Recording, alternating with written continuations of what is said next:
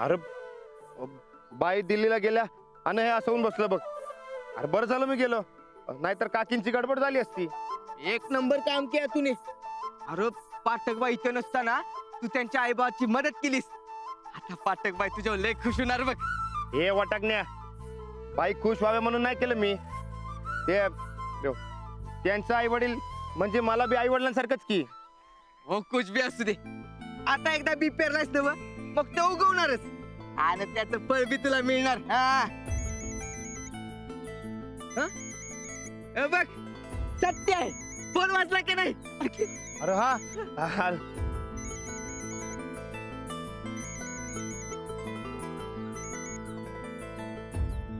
Ranaji, hello. तुम्ही कधीपासून खोटं बोलायला लागला? ते म्हणजे डायरी वाचायची होती. अहो पण खरं सांगू का, मला का नाही वेळच नाही मिळाला ना, कारण काल रात्रभर तुम्ही माझ्या बाबांबरोबर होता. सगळं कळलंय मला. काल रात्री तुम्ही माझ्या बाबांची जी काळजी घेतली, त्यांच्याकरता जी धावपळ केलीत ना, त्याबद्दल मी तुम्हाला आता थँक्स कसं म्हणू हेच कळत नाहीये मला. मग म्हणूच नका. अहो ते बी मला आबांसारखंच आहेत की. तुमच्यासारखा निस्वार्थी माणूस मिळणं कठीण आहे. लाखात एक आहात तुम्ही. तुम्ही उगा काय बी बोलता. बरं, तुमचा अभ्यास कसा चाललाय? मस्त. मिळालं का तुमच्या प्रश्नाचं उत्तर? नाही म्हणजे कसं झालं, ते विचार करायला येत नाही मिळाला. मी येईपर्यंत कळेल ना तुम्हाला. हा नाही तर बघू, तुम्ही आला राहायचं की सांगायला. अहो माझी समधी भिस्त तुमच्यावरच आहे. तुम्ही या लवकर. ठीक आहे, आता ठेवते मी, जायचंय मला. ठेवताय? हो, जावं लागेल ना मला, नाहीतर. नाही नाही, मग ठेवा. हा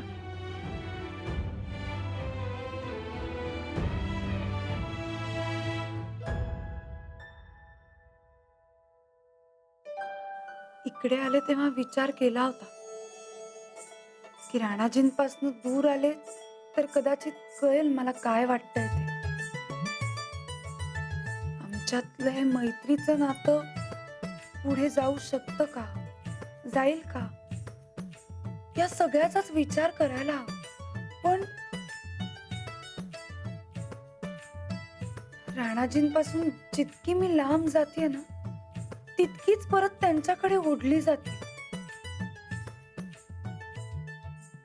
अंजली हा तोच माणूस आहे ज्याच्या बरोबर तू अख्खं आयुष्य घालवू शकतेस.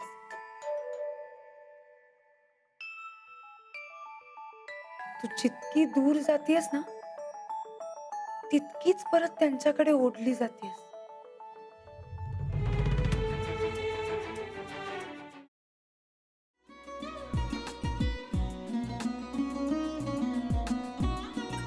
लावू का? हो. असाच लावू ना.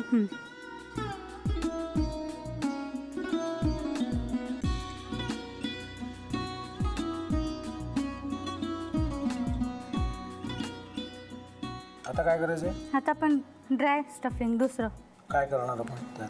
आपण ह्याच्यात मेयोनीज न टाकता बाकीचे सगळे साहित्य टाकायचे. अच्छा, हे सगळं. मी तू माझा तर विश्वासच बसत नाहीये. म्हणजे अगं बहिणी आमचं लग्न व्हावं म्हणून किती प्रयत्न करत होते आणि ते सगळं करताना की शिवच्या आम्हाला माहिती पुरवते. नाही, मला नाही वाटत. गौरी खूप चांगली आहेस गं, म्हणून तुला सगळं जगच चांगलं दिसतं. पण शिव उगाच बोलला असेल का? त्याच्यावर विश्वास नाहीये का तुझा? शिववर पूर्ण विश्वास आहे मी माझा. पण तो आता हे जे काही करतोय ना, म्हणजे निशा बहिणी समोर त्या राधिका सोबत फिरण्याचं नाटक वगैरे, ते त्याचा काही उपयोग होणार नाहीये. अगं असं कसं म्हणतो? अगं निलिमा, जतीन भाईंचा कॉल आहे. हो माहितीये. रिसीव कर ना. अगं बघ, कट झाला. आता तू रिसीव्ह केला नाहीस म्हणून ते मला करतील. अब पुन्हा आला बघ. घे बघू.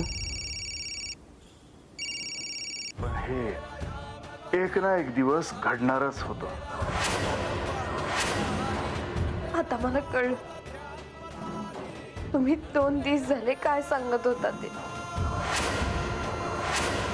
बनू हे संकेत असतात आणि हे ठरवून येत नसतात.